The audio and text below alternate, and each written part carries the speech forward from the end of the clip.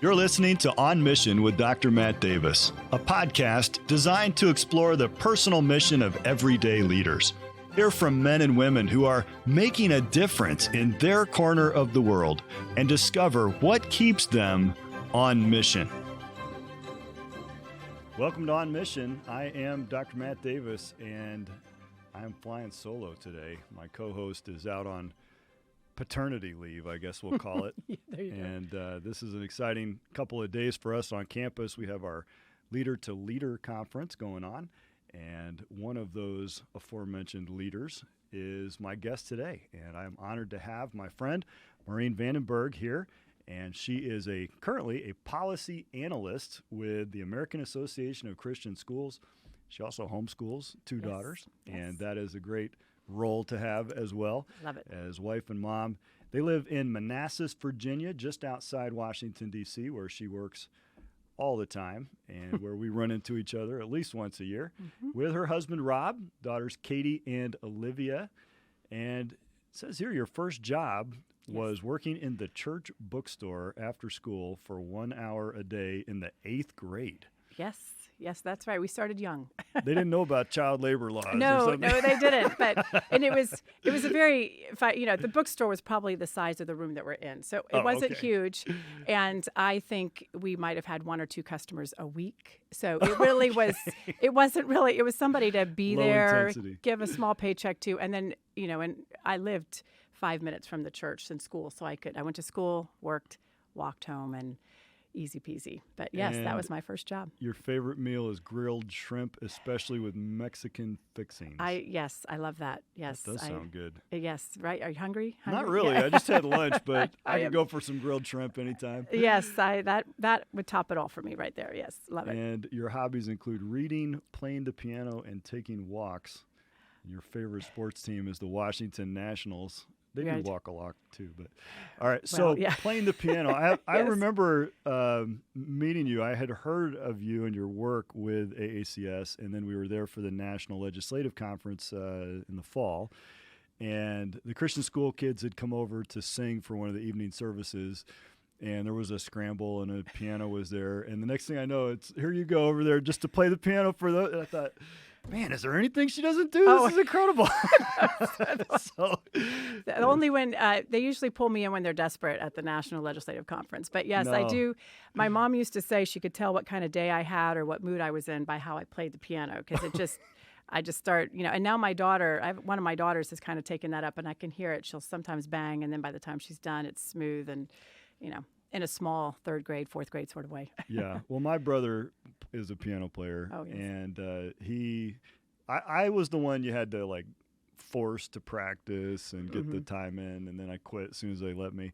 But my brother loves it. And so he will get up early on a Saturday morning to go down there and practice and we had an electric piano. And so from bed, my entire family would yell down, headphones, put the headphones in there. And then all we would hear is just the fingers on the keys. Yes. Yeah. So it was almost like, maybe we should listen along. Right. I don't know. Have some music instead of the keys. But there's an excruciating moment in the early stages of learning a musical instrument that the whole family has to survive. Yes. There's a level of endurance for everyone, not just the person practicing. Yeah, for sure. That's very true. And they do that one line over and over and over. Yes.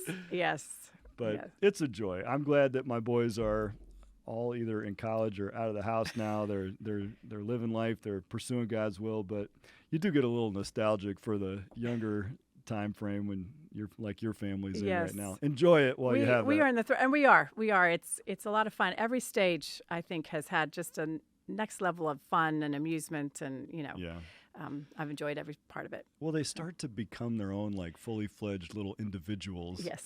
And you realize from birth they have these totally different personalities and all that. Yeah, my girls are 19 months apart, but exact opposites. One is very serious, introspective, thoughtful, and the other one is just very, very expressive, and everything she thinks comes out of her mouth, and so it's a lot of fun. It keeps us hopping, both sides. Now, you said one of your hobbies is reading, and a lot of the folks I talk to have reading in their list, which I think is perhaps a common thread that we might, notice in accomplished people. But what is it that you most enjoy reading? Is there a particular genre? I do, historical fiction. Oh. But I will preface it by saying I haven't read one recently. Most of my reading right now is, unfortunately, government regulations, or anything related to my job. And I probably second to that kind of reading, I'll read a lot of devotional, inspirational, challenging books because it's helpful for me personally. But when I have a vacation, I like to try to find a historical fiction book to read. So. Yeah, that's cool. Yeah.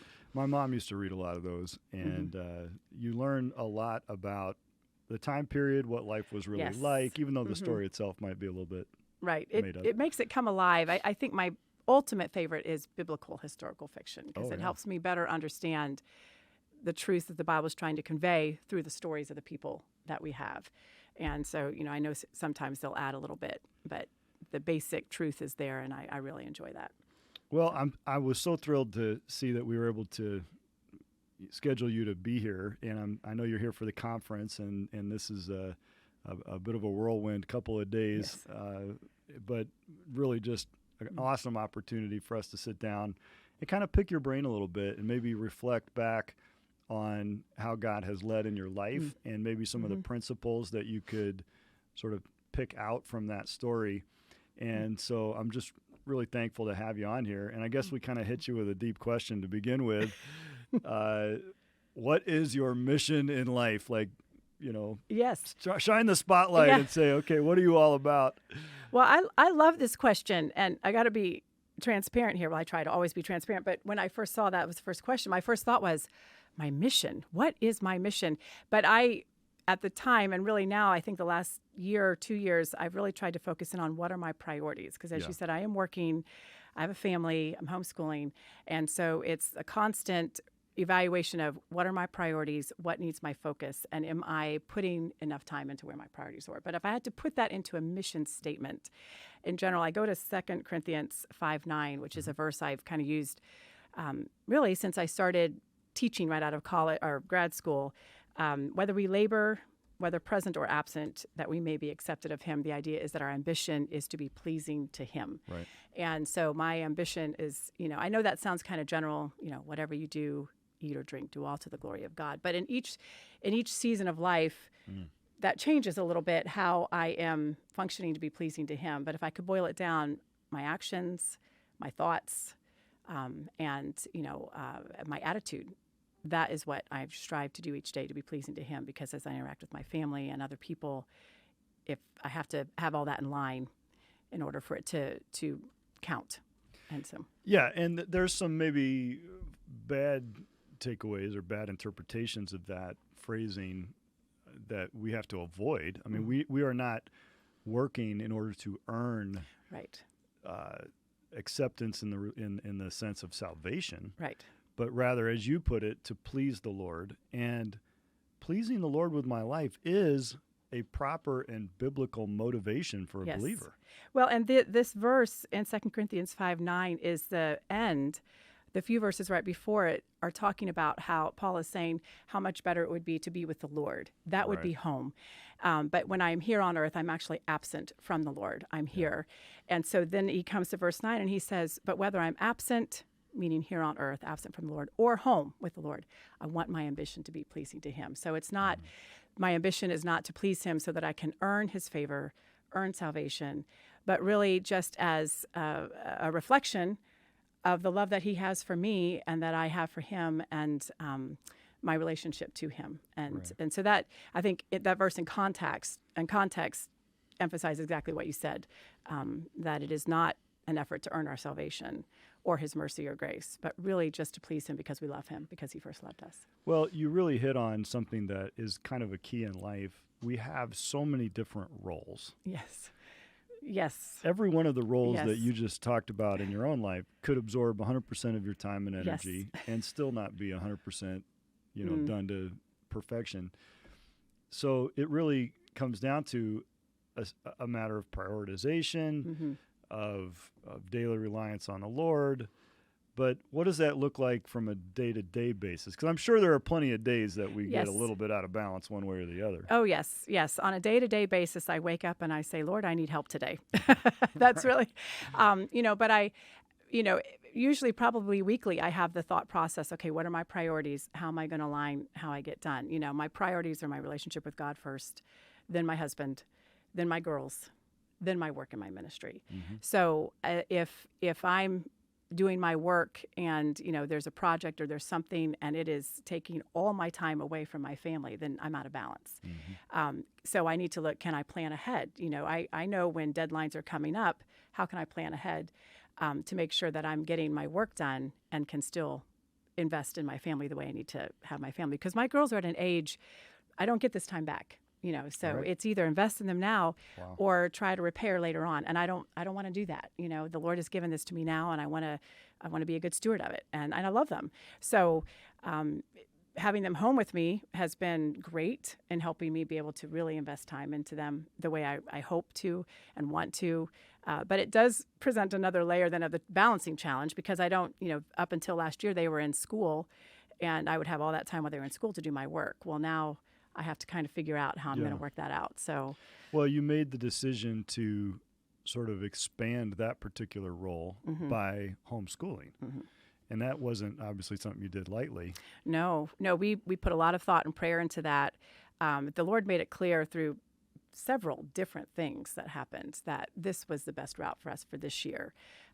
And we'll see what he has, in the following years. And it has been wonderful for our family, for our girls, for me, just in so many ways.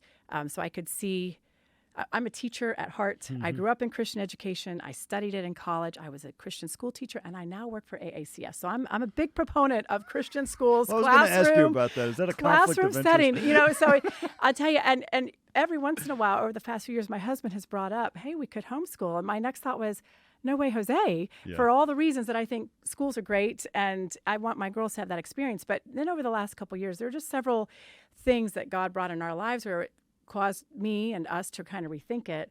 Yeah. And then this opportunity came up. I was telling you earlier about how they're actually enrolled in a Christian school that has an online option. And so they can tune into the videos at their convenience. We're not tied to the schedule of the school. And they can participate in any activities, events of the school. The school is a distance away from us, so we have to make a trip for that to happen. But they do have kind of the best of both worlds. Yeah. And I have learned I can see the benefits to homeschooling and why so many families are taking advantage of it. And there are a lot of opportunities, for, co-ops and sports and arts and things. I still am a big proponent of Christian schools and the classroom setting. So, well, that goes without saying. Your family is almost like synonymous with Christian education. Yes. And I guess we should maybe tease that out a little bit. Mm. So you grew up in a pastor's home. I did, yes. And your dad is actually a pretty well-known pastor. He was a great man. He was a strong man. He was one of the most humble men I've ever known. Yes. And he was exactly who you saw him to be. He was the same at home as he was in public. And the Lord, gave him great opportunities, and which he did really well at. But he even said to me at once, because he was a pastor, and then he was also president of AACS for several years. And he told me once. You should mention your maiden name is Weeby. Yes, yes. And now everybody, yes. But he told me one time when it came to the different meetings he would attend, he said, this is a little bit out of my comfort zone, because he grew up on a farm in the Panhandle. He carried himself as a humble, West Virginia, kind of a guy, and yet so profound. Yes. And could say something so meaningful with an economy of words and with a caring tone. That from him, I learned so much about how he was so genuine. And watching him, especially in those legislative things, deal with those really important highfalutin senators and congressmen, and yet he just related to them like, I know you're just a person, and that was really instructive. He was gifted that way, I think, and he did like what you just said, I watched him in meetings where opinions and policies, and then he would insert one or two sentences that answered all the questions. And it was because he lived by principle, and as I've reflected a lot, he passed away a couple years ago suddenly, and, causes you to reflect a lot on a person. But that was he lived by principle. He shared the principles. he always went back to what is the principle, and that would always cut above emotion or drama or specifics or experiences. That all comes into play, but principle is what God's principles. And his time and tenure with AACS was not without issues, you know, challenges. It was, when he became president, there were some struggles that, every ministry faces struggles. And that's when he came in. And he was the kind of man that my mom used to say this, the Lord puts him, in situations like that. And it uses his humility, his wisdom to just parse it out and keep it steady. The church that he pastored, when he came to that church, it had been without a pastor for 3 years. And he came in, same thing, and now the church is thriving. Wow. Even when he retired, he came up with a good transition plan to help, the new pastor, which happens to be my brother, but it was really? not my dad's choice. Right. It was actually he came up with the plan, and the deacons sought it out. So your brother's a good preacher too. He preached a couple years ago, I think. I'm a little biased, but I think he's pretty excellent. Yeah, yes. he is. Yes.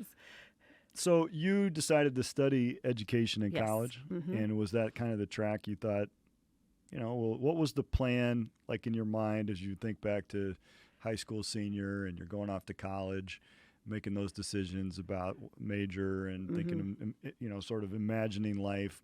What did that sort of plan A track mm-hmm. look like? Well, I actually went to college, wasn't exactly sure what I wanted to do, so I majored in accounting my first semester and then switched after one semester because a lot of people do that. I do that, yeah, I know.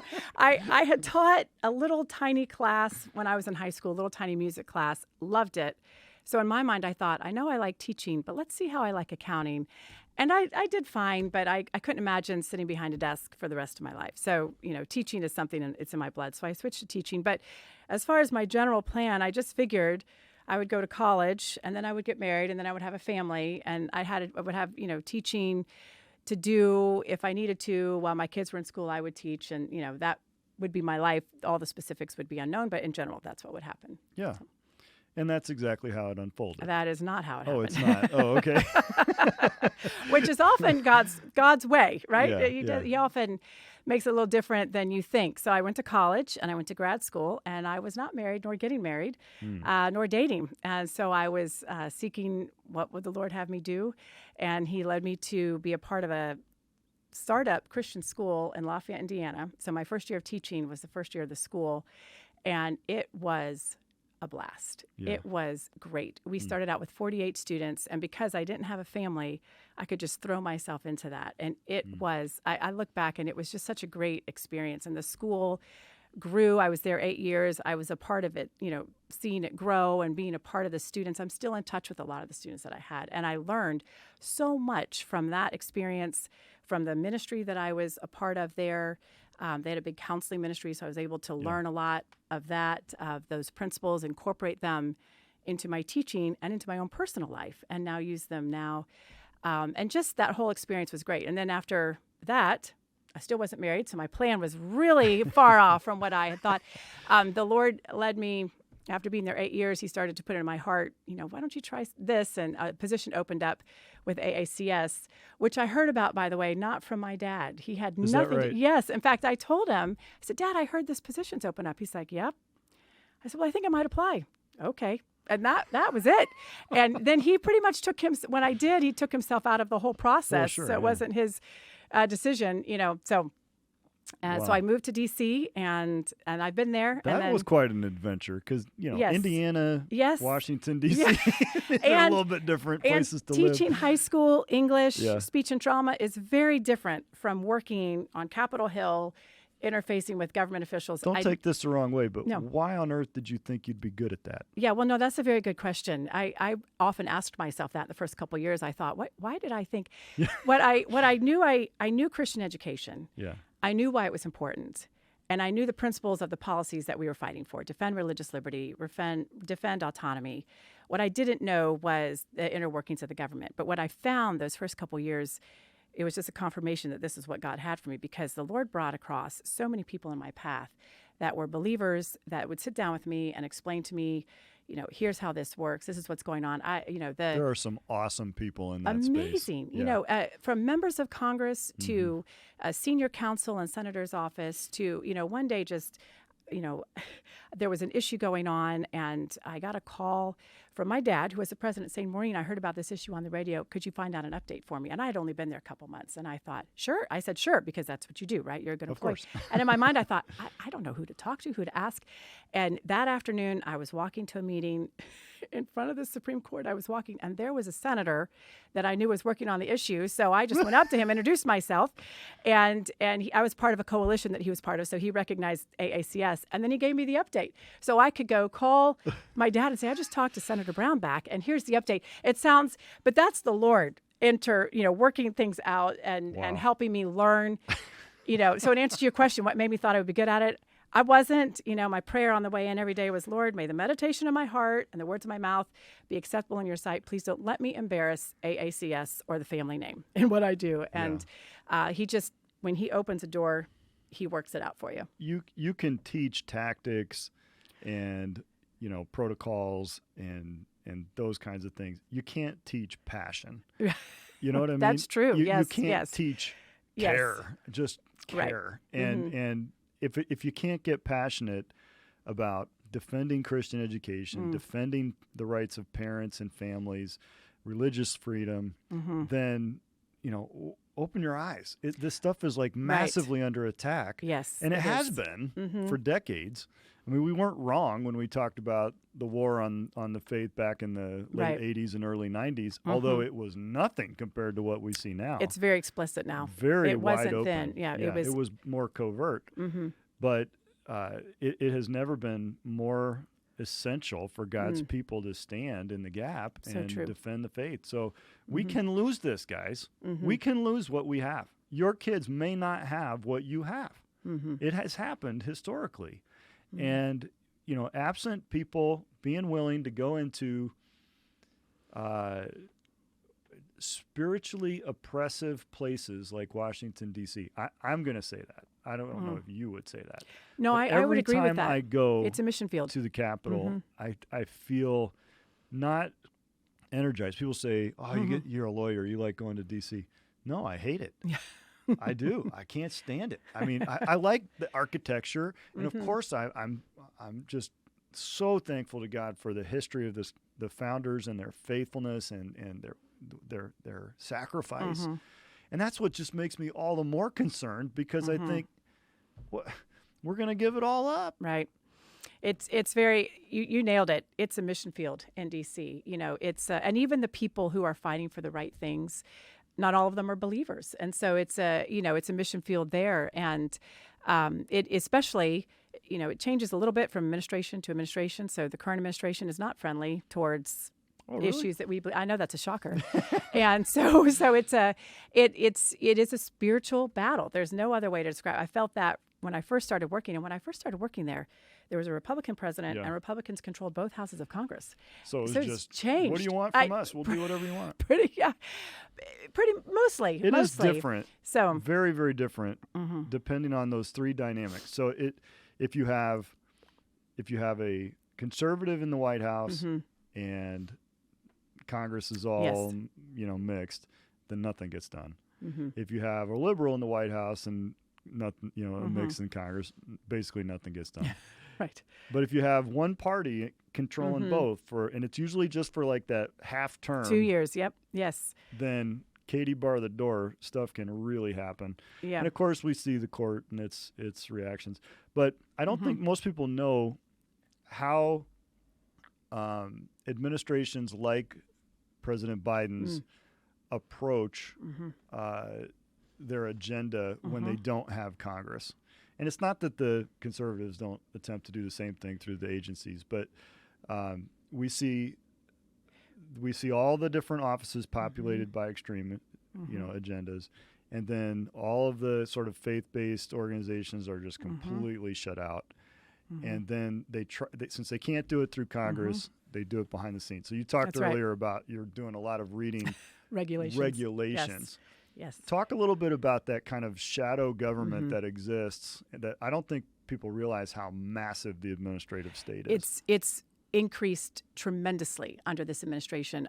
It increased some under the Obama administration, but the Biden administration cannot get their agenda pushed through Congress because it's too extreme. It's as far left as you can get.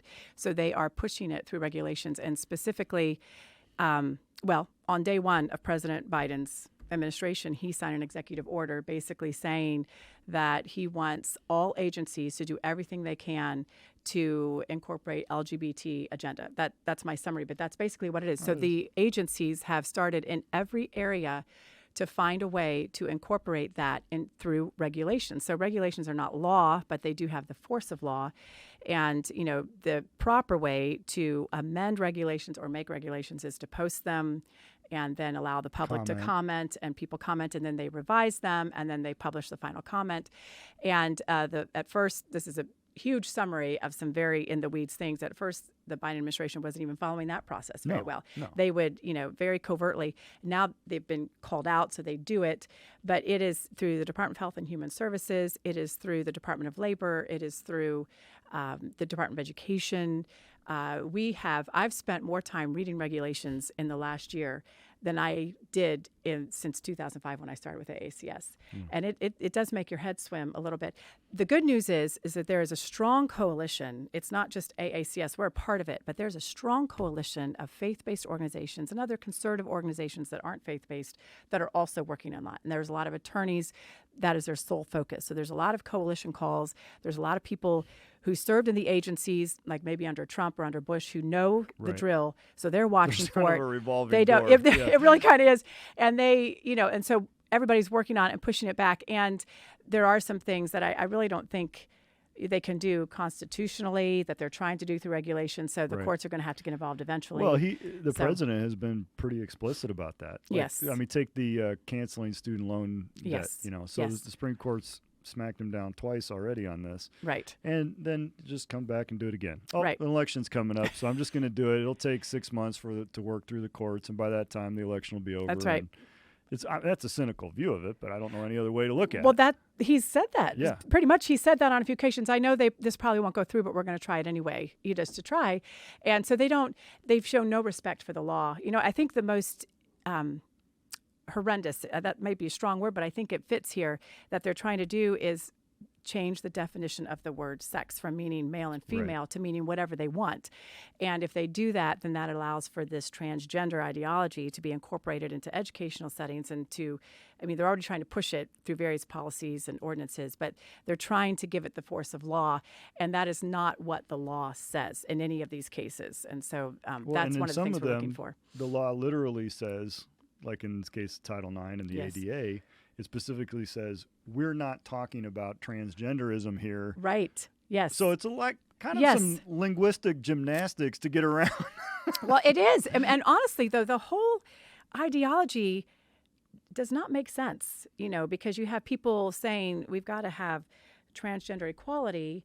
It doesn't matter. There's not male or female. But then you have over here, then they get upset if you don't treat them as a female. But there's not male or female. I can choose whatever I want. But you have to treat me this way. They what kind does of. it even mean? It sort of loses all meaning. Yes. And so there's a logic that is missing. And I think that's what happens when you leave the basic fundamental truths of what God created. Well, now you're just insinuating there is such a thing as truth. Well, I am, yes. Are you saying that is true? Okay. And you end up in bizarro world when you just unmoor yourself from any kind of truth. There is no source of truth beyond obviously God's revealed truth, whether it's revealed in nature, revealed in His Word. Right. But even beyond that, the world operates according to a perceivable order and structure. Yes. And of course we understand that comes from the Creator and Himself and His own character. But when you leave that, any world system that denies that is just destined to collapse. Right. As an example, I remember back in, I think it was 2008, or when the big issue of a marriage amendment was being debated, and that failed.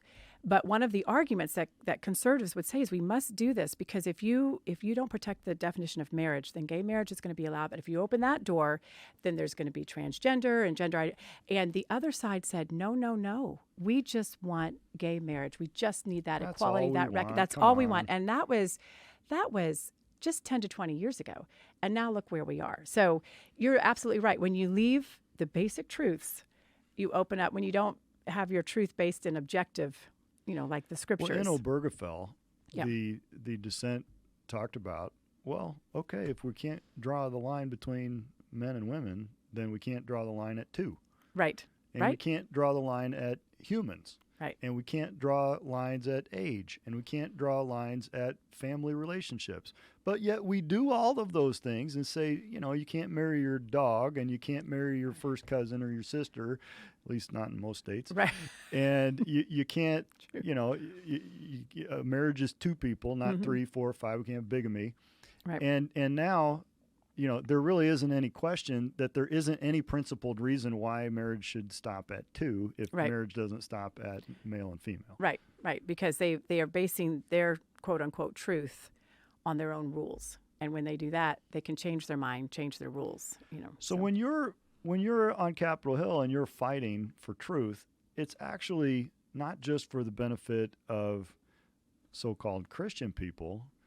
I mean, in a sense, this is a war for the soul of the nation, but for the survival of our nation as we know it. I think so. I think so because when we leave, there's the founding fathers referred to this a lot. When you leave the moral foundation, when you leave a reliance on something that is greater than you, in other words, God, then you are opening yourself up for destruction. There's no hope for the people after that. And that can be proven over and over again. Just look at history. Go as far back as you want to. Any great civilization, when they left truths of God, they failed. So. Well, see, now you just sound like one of those radical Christian nationalists. Well, that's that's slur. A whole nother topic. It is. If you're a Christian, you're suddenly just lumped in this Christian nationalist. If you believe that your rights come from God and not from government, then you are a Christian nationalist. And they seem to forget that our Constitution says that we are endowed with certain they've ever inalienable read rights. The Constitution? Come on now, Maureen. From a creator. That's they never even opened a book. That's true. But they might be surprised to find out there's a whole lot of that in if there. they would actually read some of the founding documents, their eyes might be opened. All right, well, let me peel that back for a minute because maybe AACS has been accused of this a little bit. Are you trying to turn America into a Christian America where we have sort of almost like a return to the theocracy? No. What? Yes. So that's really there's a whole branch out there, and it is somewhat radical that we want to turn it back into Christian America. And there were Christian leaders for a while there. I like D. James Kennedy, but I think he was kind of leaning that way. Some folks take a little bit more of an extreme approach with that, and it almost gets a little bit like revolutionary. Okay, and I'm not comfortable with any of that. Right. But that's not AACS's position. No, it's not. And quite frankly, I don't know anybody where that is their position. This term Christian nationalism and the accusation that people want to turn it into a theocracy, there may be a fringe group out there like that, but I don't know who they are. And all the people that I interact with, all the faith-based people, somewhere, I suppose, I think that might be what it is. I think that this term, it really is an effort by the left to intimidate people of faith. Right. Don't show up or we're going to call you a Christian. That's right. And it started with January 6th. Yeah. I think that was the ammunition. Yes, that's true. That was the ammunition. I was actually at the office on January 6th. I was going to say, as an attorney, I need to advise you, don't make any admissions. No, I won't. I wasn't there, but I do have some. So I have some eyewitness accounts of things that I saw that do not match the media narrative that you'll hear. Not close. But I do remember thinking at the time, I bet the left is going to try to equate with as Christians just being out of control, and that's what they've done. Absolutely. And so I've heard some people talk about this, and one person out of Family Research Council, he was doing a podcast, and he was actually tasked with going to find these churches and these Christians that really feel this way. Where are the Christian nationalists? And he said, I traveled and traveled. I could not find one. And he's talking to someone in this podcast who is, concerned about Christian nationalism. And he says to them, he says to this person, so where are you finding this? And it turns out they come to the conclusion at the end that it's really, they don't know where they are. It's a boogeyman. It's a boogeyman. They're trying to scare Christians. They're trying to intimidate them. Don't show up. Don't vote your values. And then they're trying to also scare those that might not have values or Christian faith that, anybody that calls himself a Christian, this is all they want. When that's not what it is. We just want a place that follows the law, and we believe the law is based on principles, and those principles can be found in Scripture. And those are the principles that last, but that's not a theocracy. We also believe religious freedom, which means that you have the freedom to believe the way you want to believe.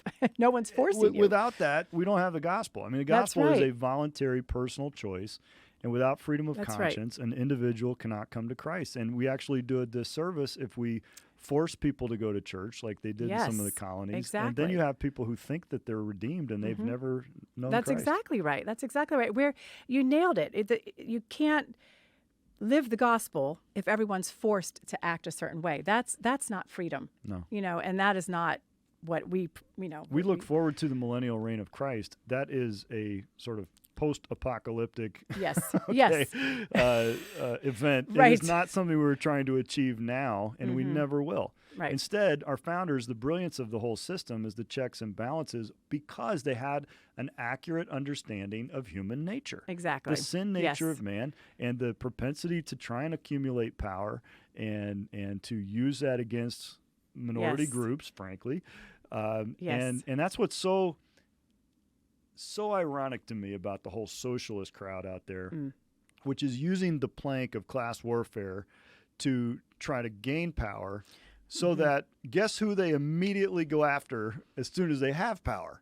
Every minority group. Right. Anybody that doesn't think like them. Right. Yeah. So, we're supposed to elevate this line of thinking to make everybody equal, but then we're not really all equal because you have to think like them in order to stay or be in power or have any freedom. We have been riding that argument in higher education because the accrediting bodies, the Department of Education, they want to try and homogenize every college and university with good sounding concepts like academic freedom and, shared governance and things like that. But you have to ask, what does that mean? Well, it generally means you're not allowed to stand for anything. Right. So it's not really freedom. So when we say, well, we have core values and we have a statement of faith and we are a community of shared values, then they say, well, you're forcing people to be Christians that work for you.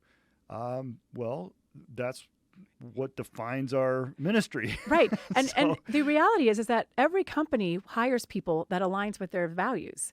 That's a celebrated company does that. Every organization does that. But they want to say, as long as those values are in line with, you can do that. But if you're going to be a Christian, don't do it with your values. So they're really kind of speaking out of both sides of their mouth. This conference that we're hosting here, the School of Business is sort of sponsoring it here at Maranatha, and it is focused on Christian professionalism. The theme this year is passing the torch and trying to look generationally at building longevity and continuity across those generational transitions. And without that, we're all just one generation away from extinction. That's true. And without places like Maranatha, Christian colleges that crank out, well-prepared young people that have an excellent grounding in God's word and a Christian worldview and approach, whether they're going into business or politics or education or whatever field God calls them into. Without institutions like ours, the church isn't going to be very well equipped with its leaders, with its lay leadership. That's true. And populated with willing laborers, that are there to help do it. So, as the Christian higher ed goes, so goes the secondary. I mean, I am a huge proponent of the AACS. I graduated from an AACS Christian school in Illinois, and am a huge advocate for the organization and its members. And, my time at Christian Law Association was dedicated to helping, and most of those schools were AACS schools. Yes. Thank you for that, by the way. That got themselves into interesting quandaries over the years. But at the same time, without that, the job isn't done when they graduate from high school. Without that next step, that next level, we're really not done yet. Boy, that is so true. And I have been, the older I get, I don't feel like we're old, but we're a little older. I just understand. Depends on who you ask. Yeah, that's true. How important it is, like you said, to pass the torch well, which is why I love the theme for this conference that we have here, because if we're not training the next generation of leaders, then we failed in what we're doing. And at the same time, places like Maranatha and our Christian schools, it gives me a lot of hope. Even though our culture is spiraling downward right now, there's a lot of hope in the young people that are coming up and their desire to do what's right. We just got to bolster them and continue them on. Yes. Unlike politics, education is actually a very forward-thinking, optimistic endeavor. Yes, yes. And you are always just one generation away from figuring it all out and getting it solved, Yes, yes. Like, and the young people come up. Every summer we have our youth legislative training conference. And, there have been times when there have been just great battles on Capitol Hill. And these young people come in and I'm like, there's great hope here. It's not over. And a lot of those young people, by the way, are from Maranatha Academy, my son which is great. To do yes. it, And I think God is not finished yet. We know from the scriptures the world is not going to get better before he comes back. But that doesn't mean that we need to despair. He's not finished. He still has work to be done. And he gives us young people to show that this is where the hope is in the future. My kid had to role play as Sidney Blumenthal, though, so I do kind of hold I am that sorry against about that. Yeah. Well, that was not a highlight. Sorry. I'm like, did you get to be Ted Cruz? I know, but sometimes they have more fun with the others because they can, he leaned into it. I'm sure he did. Yeah, trust me. Well, I am sorry about that, but thank you for taking one for the team. It made for a great debate. So I guess we better finish the life story part of it. Okay. You didn't end up married right out of college, so you went to grad school. You didn't end up married out of grad school. You went helped for 8 years at a Christian school. So I don't know how old you are here, but I'm doing some math, and it's getting a big 105 years old. No. and then you went back to D.C. Yes. And I guess there was a period of time there that you still weren't married. Right. Did you start to at some point just think, well, this is what God has for me? I'm just going to kind of lean into the single thing and be content, and that's always kind of a little bit of a struggle. But how did all the rest of it unfold? Because you said you have 2 daughters and an awesome husband. So I do. Like, how did? Yeah. Well, the Lord. I tell you, a twist here. Yeah. Well, I always wanted to be married and have a family, and so I took that to the Lord. After when I started teaching and I realized this isn't just happening, and I'm not quite sure. I just took it to the Lord because I felt like a lot of that step is bigger than me, and and I want it to be His working.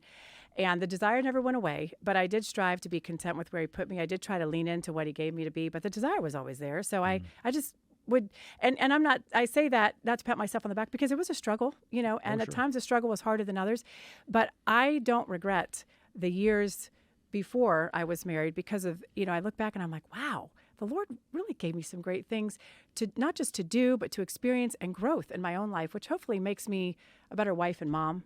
And then when He brought Rob into my life, I was 39 when I got married, and he's a little bit older than I am, and it was God's person at God's time, and we have often talked, we knew each other in college. We could have gotten married then, but that was not God's time for us. It wasn't until we were older and had both experienced a little bit more of life, and He had things for us to do and things to teach us and just things for our lives. And then at His time, He brought us together, and here we are. So, wow. So for those who might find themselves in college and wishing for something that's not there, trust God's plan. It's good, and it works best. So that is a great testimony. I will say, your testimony as a single lady Christian professional operating at a high level, you had a platform even at that level with a lot of people who really looked up to you, many of whom you probably never had the chance to meet or ever had the privilege to meet you, but that would be able to point to you as a role model and as an example and say, wow, she's accomplishing incredible stuff and be able to do that.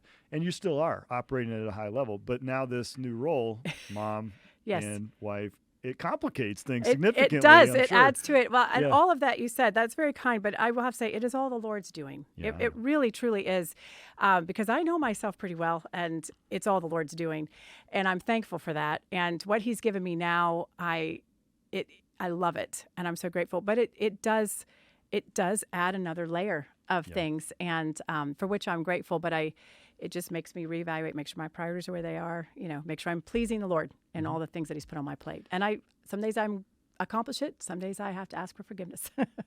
Right. Well, and that's a good way to probably tie it up as you refer back to that mission of wherefore we labor, that whether present or absent, we may be accepted of Him. And, pleasing the Lord is all of our heart's desire. We fall short of that all too often, but we're so thankful for His grace and provision from day to day, and every new morning that we can rely upon that. Thank you so much for your work, your life's testimony, your example, and for taking the time today to share it with us. This has been a pleasure. I've enjoyed it. Thank you very much for having me. Thank you. Thank you for joining us today. On Mission is a production of Maranatha Baptist University. Subscribe to On Mission on Apple, Google, Spotify, or wherever you listen to podcasts. Don't forget to leave a review, as this will help other growing leaders find these conversations. For information about our guests, previous episodes, and general information about On Mission or MBU, go to mbu.edu/podcast. Join us again next week as we examine what keeps leaders on mission.